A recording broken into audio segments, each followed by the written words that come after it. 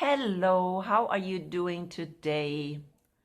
Well, after my two videos about women in the church and their role in the church, I want to go back to end times prophecy. Yeah, it's unbelievable the responses I got. Pretty sad responses because those responses, of course, came from misogynists. But anyways, I didn't get very many views, which is kind of interesting that I didn't get very many views. But anyways, I guess people are more interested in end times than in whatever things are going on in the churches. And it doesn't matter to me.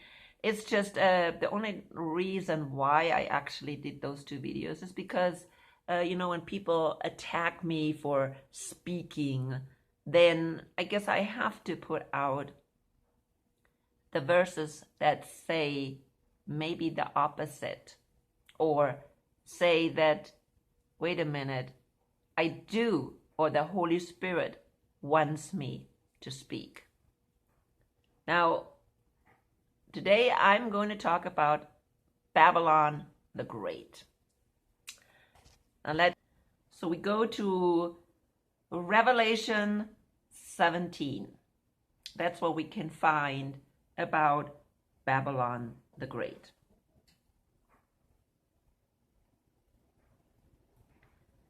Babylon the Great also can be found in Daniel 7.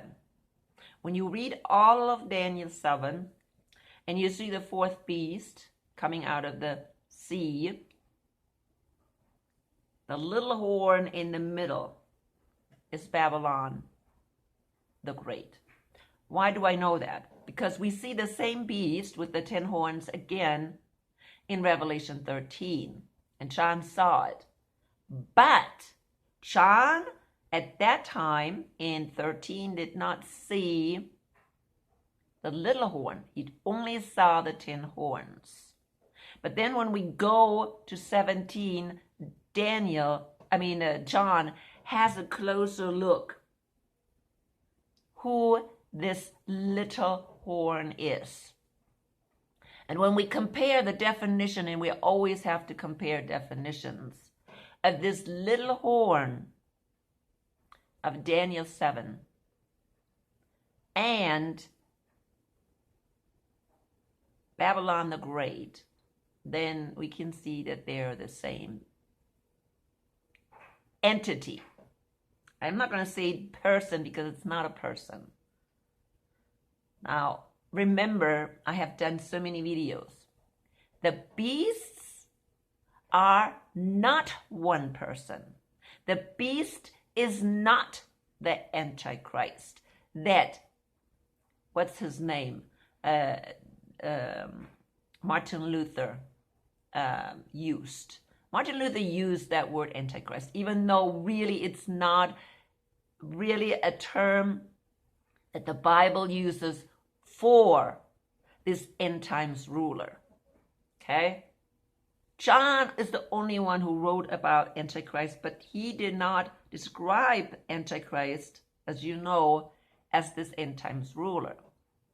This end times ruler we get from either that little horn, or we get it from Babylon the Great, or from Paul, the man the man of sin.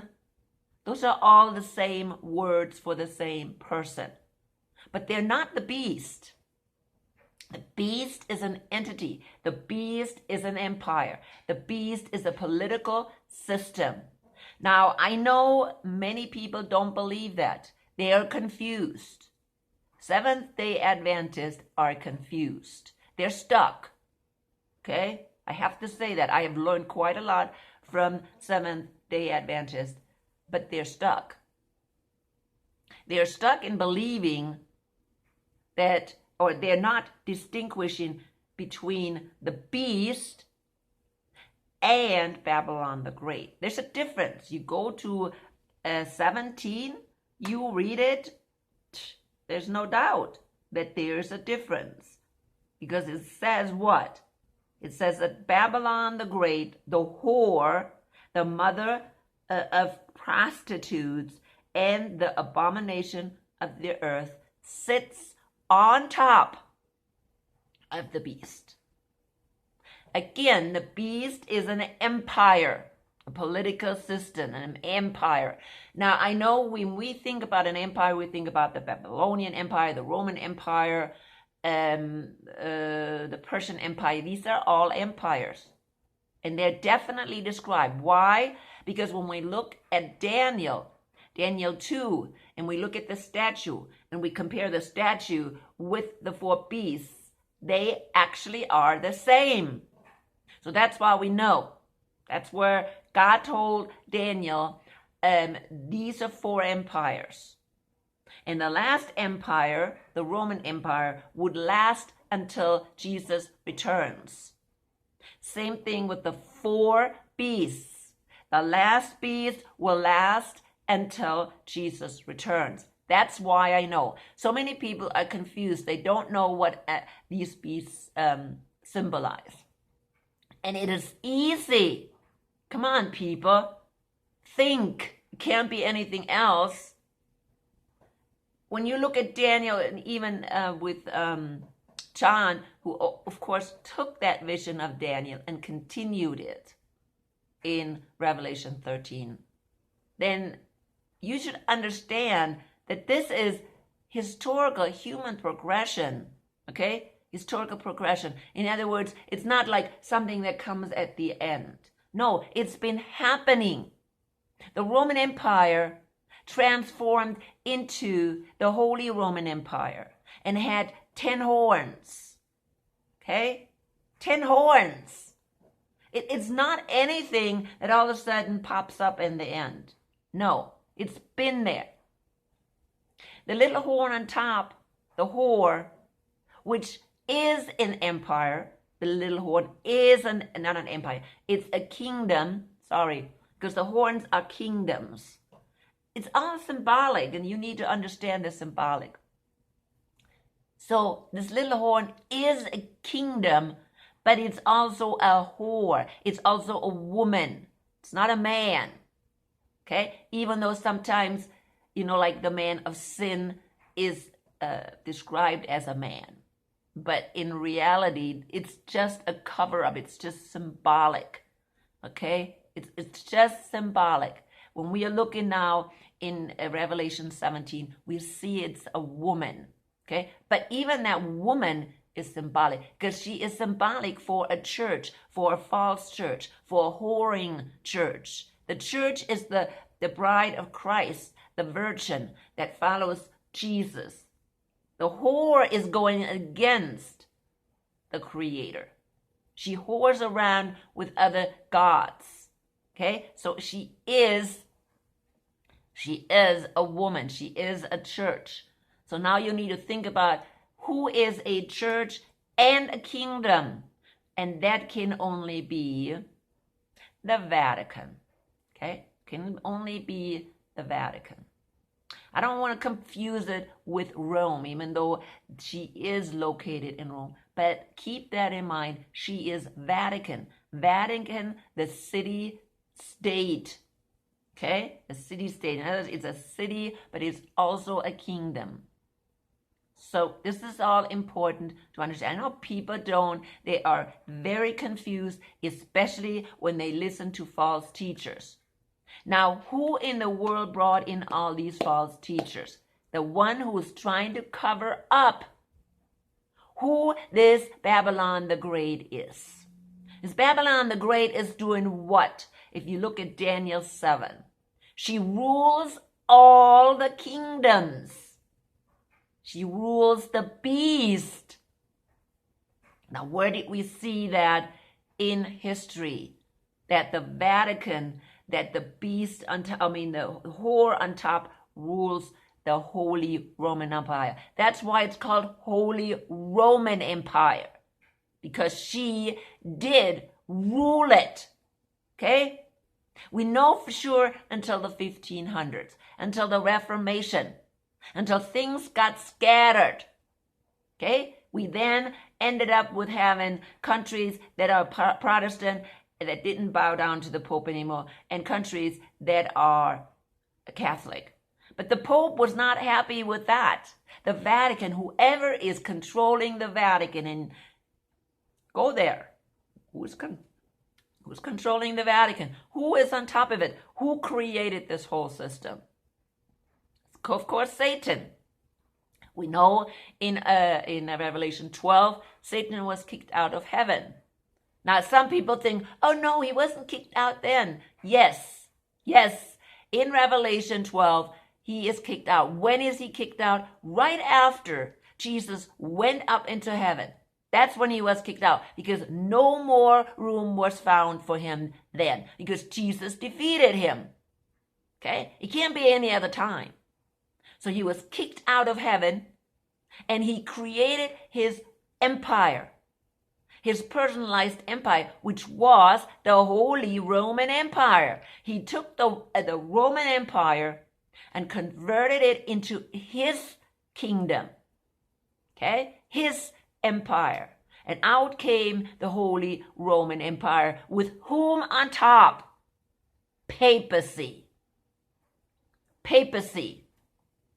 And papacy is the man of sin who changed everything. The laws, the season, the times. Papacy controlled all the kings of Europe. And then, of course, after the Reformation, they scattered. Remember the foot of the statue. Iron mixed with clay. That is papacy, and the iron, the strength of the Roman Empire, which is the military power.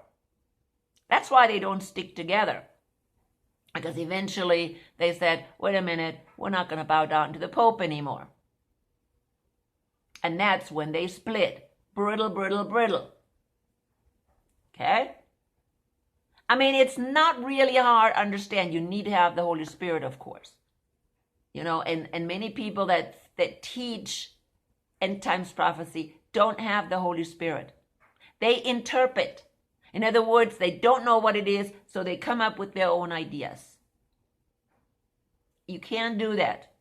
You have to pull all the information from the whole Bible together and bring it together to a whole puzzle. And that's what I'm trying to do with my videos. And now, also what you need to bring in is historical facts. If you don't bring in historical facts, you are interpreting. This is about what's been happening in the past 2,000 years, people. Okay? That's what this is all about. It's been happening for the past 2,000 years. It's not something that's going to come like some people believe. This Antichrist, which Martin Luther came up with, he came up with calling the Pope Antichrist, right? Research it.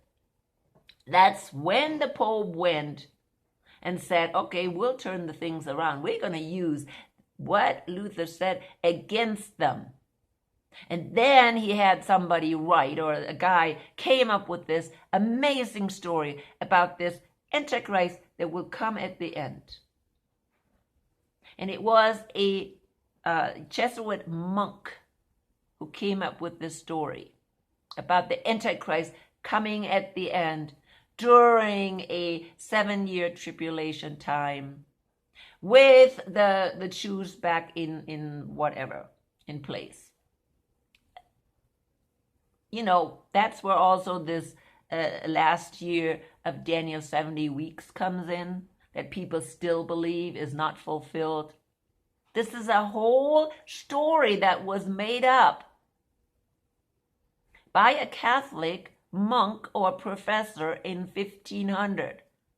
What was his name? It could have been Carlos Ribera. You can look him up. I think it's Carlos Ribera. His last name is Ribera. He wrote this book about the Antichrist. And this book then became the standard for dispensationalism. In other words, it infiltrated after 400, 300 years into the Protestant churches. And it's right now very spread out in the Protestant churches. And the Protestant churches are absolutely sour.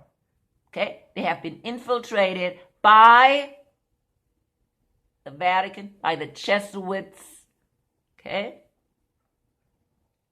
And taken over. Well, I think much taken over. What I'm going to continue to talk about today, though, is the political, how this happened politically. And I have done some videos about how the Roman Catholic Church infiltrated in the United States. And there's plenty of books about it. One is 50 Years in the Roman Church by Charles Tiniqui, and Rulers of Evil by Frederick Tupper Saussy. I will put all those on the bottom so you can look them up. And I have talked about them in the past, so I'm not going to talk too much about them. But they show very clearly how the Vatican has taken over the United States. And of course, we see how the Vatican influenced clearly Europe before 1500. But what happened after 1500, of course, I didn't know. And I suspected that they continued to dabble with the kings in Europe. And so I came across this book right here, The Secret History of Jesuits. Now, I'm still working through it. It starts with, of course, Ignatius Loyola, who founded the Jesuits, and then it continues. I started reading about how they influenced the First and Second World War. And so I haven't done the rest. But this book is pretty good. It's kind of boring for me because it's in details telling you all kinds of stuff. How, of course, the Jesuits dabbled with the politics. Okay, now the Jesuits were formed right after the Reformation by this Loyola guy, Ignatius Loyola, in order to bring down Protestantism. That was the goal. Okay, was the goal, and writing that book in 1500 was part of that goal. To bring down Catholicism Protestantism and their doctrine. And so this book shows pretty good how this happened. Again, I looked very much at, again, what they did during the First World War, because I really believe, and I believed that before, that the Pope was really upset what Germany has done now during the Reformation.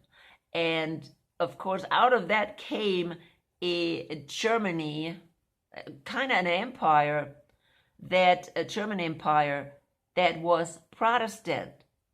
At least the emperor was Protestant, right? The Kaiser, which is emperor, right? The Kaiser, the German Kaiser, Bismarck, if you know about Bismarck, they were all Protestant. And of course, the Pope didn't like that because he didn't have as much control in Germany as he wanted.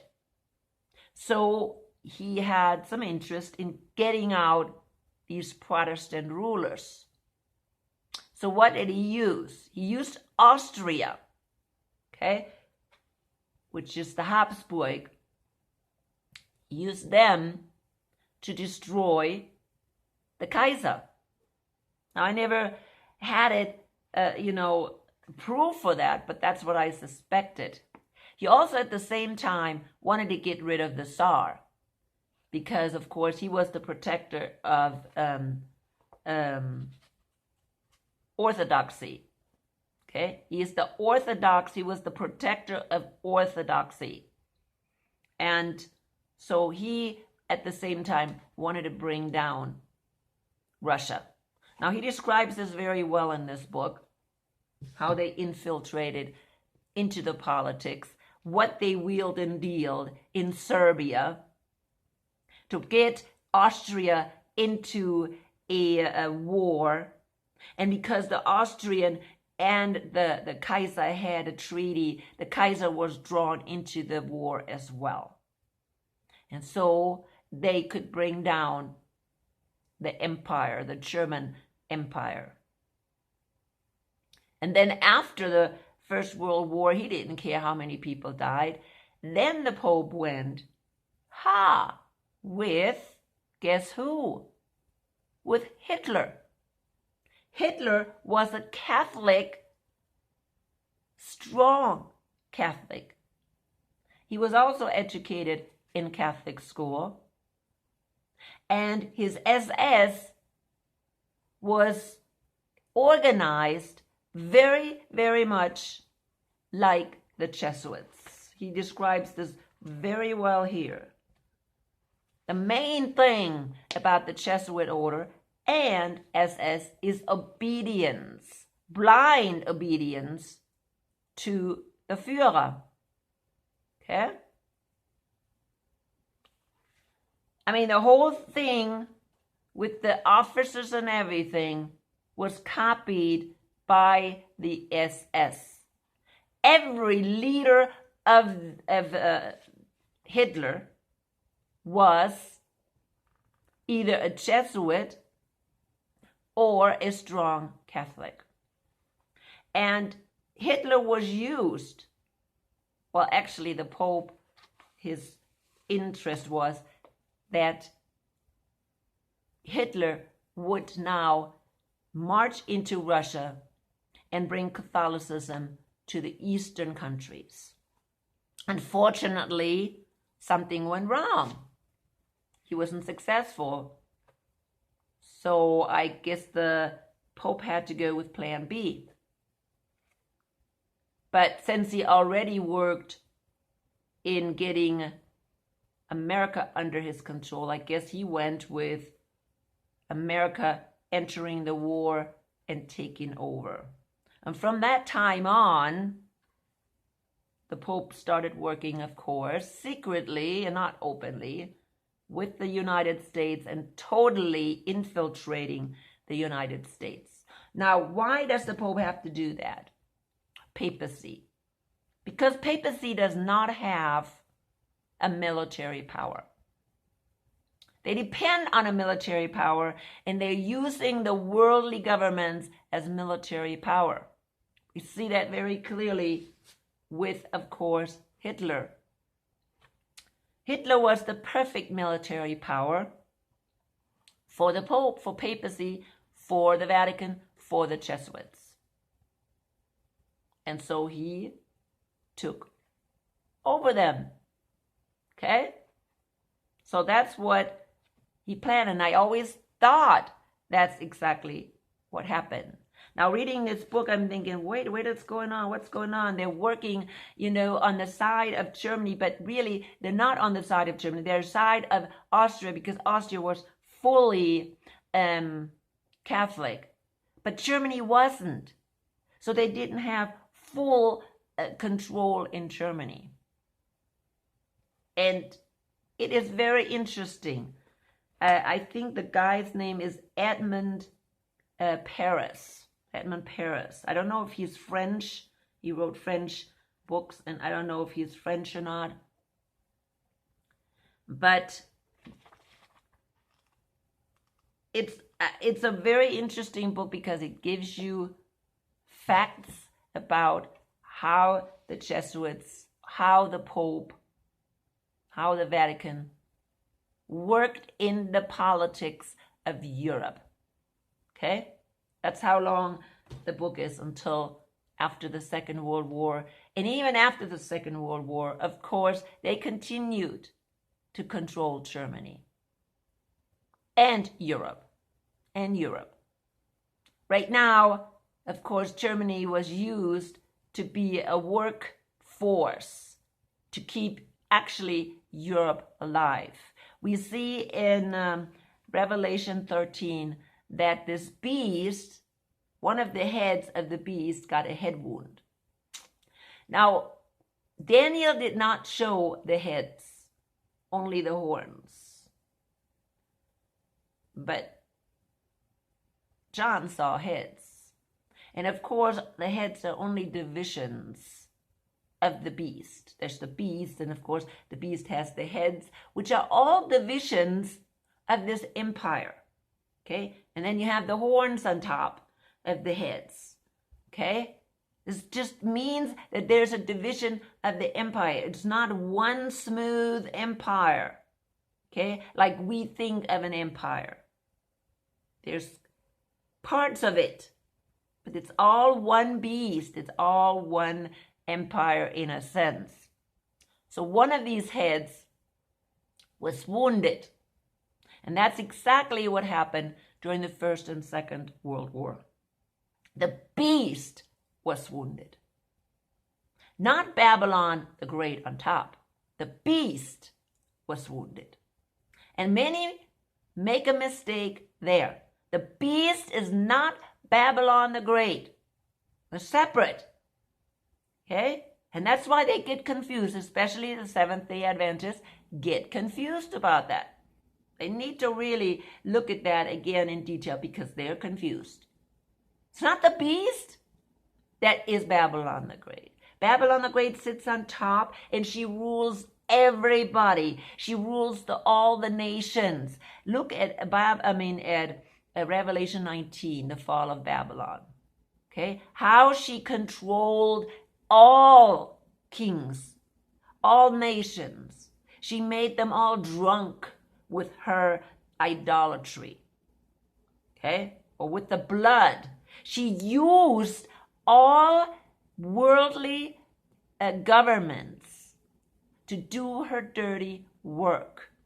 And that's why they also became drunk of the blood of the saints. Because they're the ones who really killed the saints for papacy. See, papacy never did anything. They just sent out their monks and says, this and this and this is a heretic. You kill them. That's what they did. Okay? They didn't get their hands really dirty. But she was drunk with the blood too because she ordered it. She says, they're enemies of the Catholic Church. You kill them. You burn them. You torture them. And who did the bloodbath and the torture? It was the governmental agencies. Okay, in Europe. The kings and queens and filtered down to local people. They did the dirty work. So that's why the Babylon the Great and the beast is so intertwined. Okay, she almost looks in Daniel 7 like part of the beast. The little horn, of course, is part of the beast. Usually a horn is part of the beast, right? But in Revelation 17, she sits on top as an individual, separate person. And that's how it is too. But she is so intertwined with the beast because she needs the beast, like the iron and the clay of the foot in Daniel 2. Remember that statue, iron and clay. They're so intertwined, but yet they are not clinging because they're different. So you need to understand this. You need to understand how for centuries, she worked in politics. And she still does it. You think she continued, and then after the Second World War, after, Hitler, she abandoned Hitler.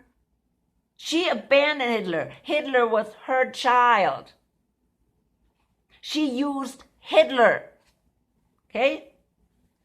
Hitler was fascinated by, and his followers, they were fascinated by the organization of the Jesuits, and they used it in their organization. Total control. They don't care how many people they killed. All people that were against the Catholic Church were slaughtered. He is also talking about the slaughter in Serbia or Croatia with the Serbs. Croatia and Serbs, they're kind of mixed, but the Serbs were Orthodox, and I think the Croatians were the Catholic. And there was a horrible bloodbath. I went down to Croatia a couple of years ago, and I found out about this bloodbath of the Serbians and the death camps, the torture. He was saying, I mean, the people that were in charge of the camps, they tore out the eyes of the Orthodox people, believers, and had them stringed around their neck. That's what he said. I mean, that's horrible. And I know it was very horrible. And since then, there's just nothing but strife down there between the Serbs, of course, and, you know, the Croatians and all that. And so I try to understand that. But he was mentioning it, and he has a separate book also about that horrible, horrible thing that happened down there. And I think it was around the time of the Second World War. So it's really interesting. It's so interesting to read how Hitler was used by papacy, by the Jesuits, to take over the world. And then something happened. Something happened. Maybe Satan, and I believe this whole thing, of course, is orchestrated by Satan. I know that Satan is behind the Catholic Church because that's his empire. That is his empire. He created that empire according to his plans, specifications, and so he is behind it. So when he did not succeed in Russia for some reason, because if he would have succeeded in Russia, I'll tell you right now, Germany would have taken over the world. Not just Germany, but the Catholic Church. Now, they didn't succeed, so they had to find a alternate plan. And of course, I believe the alternate plan was then taking over the United States fully, which they already started doing before the Second and the First World War. And they may have been instrumental in bringing the United States in as well. I don't know. I don't have at this point the information.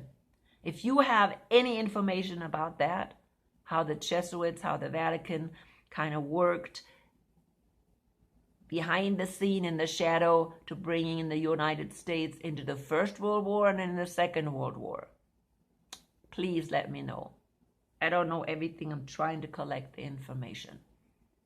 But this is how things go. And if people still want to ignore the fact that this is what's happening today, that, oh, there's going to be this Antichrist at the end. No, right now is when they're preparing these things. And it's not one man.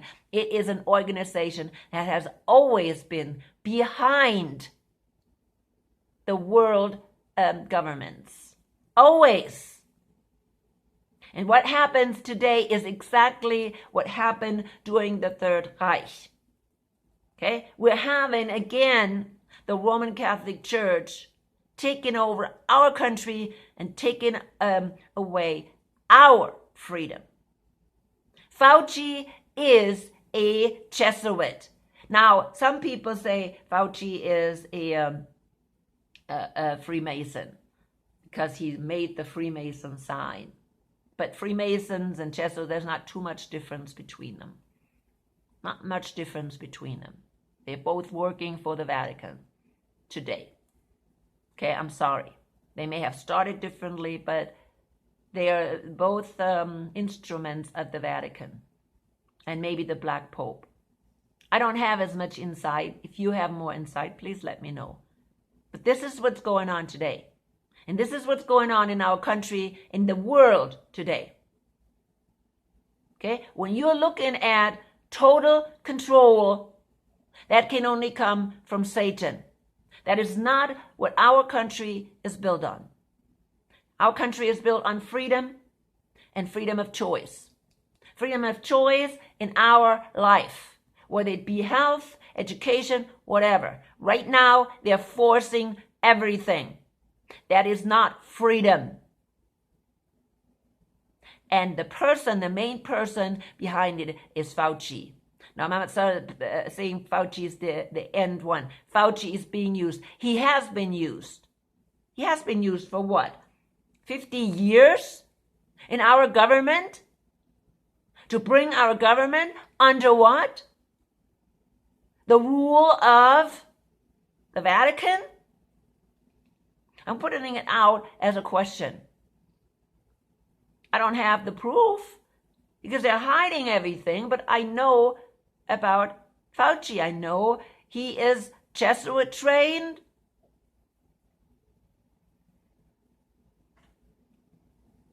And you know what? The rubber stamp is on him.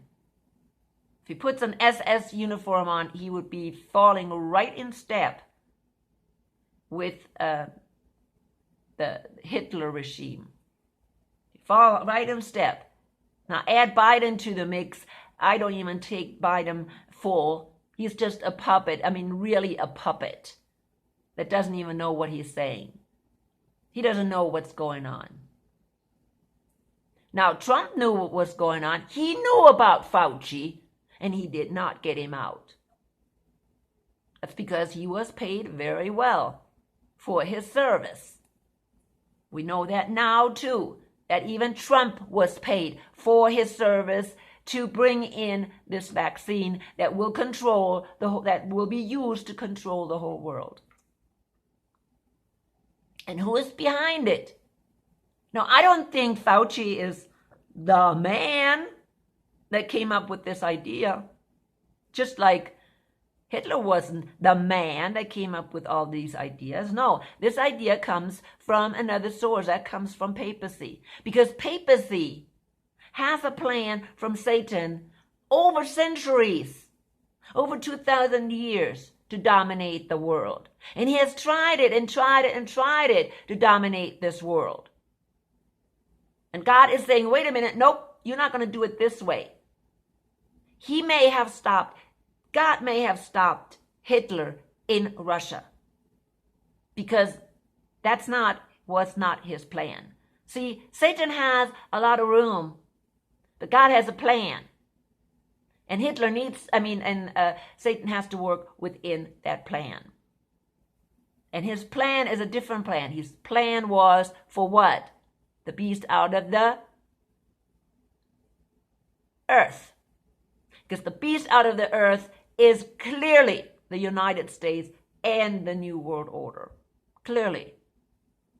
So, anyways, this is what's going on today, people. And if you continue to believe in this stupid Antichrist at the end, you're going to be deceived. We are in very, very serious times. We need to wake up. Now, I don't think we can get in the way of this plan that is working out today. I don't think we can change it. I think we can prolong it for a while until it is really time for the Christians, for the true believers to go home. That's how long this whole system is kind of kept back. I mean, it's marching. It's marching. I just read today they're on the way to approve this vaccine for all the way down to 5-year-olds. They did that today. Okay? They did that today. I don't mind if people think they need to vaccinate their kids. That's what they should do. But you know what I think? You know what I think? It is a plan to take over the world. Now, don't tell me that's not true, because it is. Because it's been the plan of Satan to take over this world for 2,000 years. He wants all of humankind. He wants humankind to be destroyed. That's what he wants. He wants humankind to be destroyed. That's his final goal. And he wants them destroyed. He doesn't just want them killed or what. No, he wants the DNA to be destroyed. He wants God's creation to be destroyed. That's what he wants. That is his ultimate goal. I'm not saying anything about this right here. I don't know if that's already doing that. But this is destroying already humankind. And I'm sure once they continue with this, they will just destroy the DNA as well, if they have not already done it with just what we're having today. Okay? Now, if you want to believe it's already destroying it, okay, I can be fine with that too. I don't know. I don't have the proof at this point. But I know for a fact that's the end goal. It's the end goal, the final solution. The final solution is to destroy humankind. That's the final solution. People, wake up, read your Bible. Daniel 2, Daniel 7, Revelation 13, and Revelation 17 and 18. Okay, that is about the system. What we've had for 2,000 years. It's not something at the end. We always think, oh, Revelation is about the end. No. No, Revelation is about the time shortly after John had the vision. That's what he says. I'm going to show you what shortly will come to pass. Read Revelation 1. You know, first lines, that's where it says.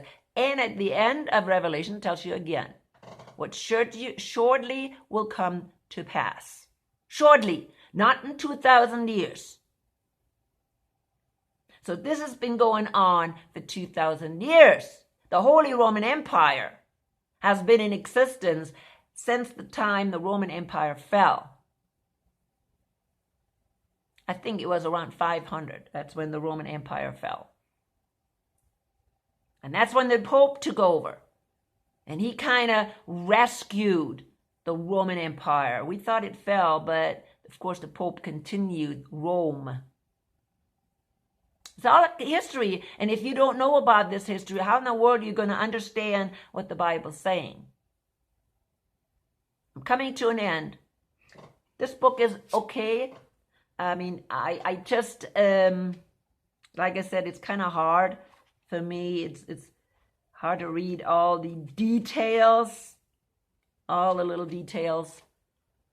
But at least the little details help you understand how they did meddle, how they meddled with the politics. Not only meddled, they actually did control politics. And it's not any different. Today, they're controlling politics of the whole world. They're controlling politics of Russia. Oh, this book, it's not the author. There's an interesting one too. Did some comment in there. Not the author, but the publisher left some comments in here. And he really thinks that I don't believe everything he said in here. It says the Jesuits are currently behind the disarmament movement to subdue the U.S. That is okay. Yes, the U.S. is being subdued right now. The Jesuits are currently behind the disarmament movement to subdue the U.S. That's true. And then he is saying he believes that the Vatican will use Moscow to bring the Roman religion to everybody. I'm not sure about that. That's his assumption. What I believe, and to cause the Third World War, I don't believe that. That's what I predict. Okay? That's what I predict. I predict that we are right at the end. And once the rapture happens, which I think will happen very, very soon, Russia will attack Germany. If it continues, the unrest that we're having today, Russia will detect that United States is weak because of the revolution that's going on here. And he can see that there's revolution going on in Europe, which is happening right now. Okay, people are going on the streets. There's going to be a lot of unsettlement, and that is true. I think that Russia will take that opportunity to invade Germany, and will try to invade all of Europe. He will definitely make it to the Rhine River, which is all of Germany and, again, the eastern countries. I believe the eastern countries will open the door for Russia because they're sick and tired. Okay, they open up for Europe, but I believe right now they're sick and tired of what the government is doing, the European government is doing. And many of them, like Poland and other ones, will actually allow Russia to come in. Okay? Russia will come in. And I have this, of course, there's also visions by this Ellmeyer guy, which is a German guy from he lived during the World War, that predicted that that's what's going to happen, that Russia will take over Germany. They will come all the way to the Rhine. And that's why I believe that too, because I see that this is a very good likelihood scenario that can happen, that Russia will come in. I don't think Russia will necessarily invade Israel or the Holy Land. Okay? That will happen from the kings of the East, because that's what's in the Bible. Okay? When we look at the God's wrath in Revelation 16, we know that the kings of the East will invade the Holy Land. And of course, some of the maybe troops of Russia as well. This guy is confused. And I'll tell you why he is confused. This guy is confused because, and that is the publisher of the book, because we are talking about this Gog and Magog war, and Gog and Magog are the kings of the north, right? But the Gog and Magog war is not the Third World War. It is the war after the 1,000-year reign of Christ.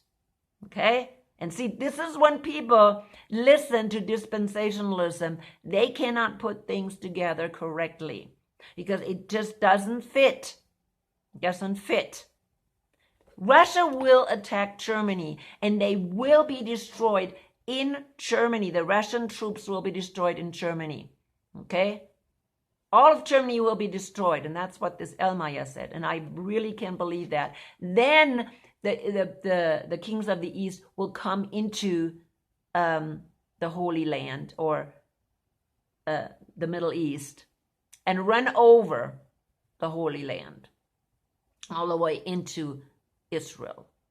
That's the way it's going to go. But it's not going to go until the rapture has happened, the bride of Christ is gone, and the wrath of God has started. That will happen during the wrath of God. So this guy is a little confused. I don't believe him. I know that Vatican is working with Moscow right now, with Putin. That's for sure. There's no doubt in my mind that he is working with Putin. And I'm sure they have little deals. Like the Vatican always has plan A and B. When plan A doesn't work, they'll go with plan B, I guess. So, but this is what I predict. I predict the next thing that will happen is the rapture. After the rapture, the wrath of God will start, and the system will be destroyed slowly. Every part of the system. Okay? But that's, I believe, when the Russians will come in. They will take over Germany. It's not going to last much longer. Germany and the European countries, they are getting up. They're standing up and saying, no, we're not going for this vaccine passport. Okay? I'm not even supposed to say that word, right? Blah. But anyways, I said it. But they will not stand for it.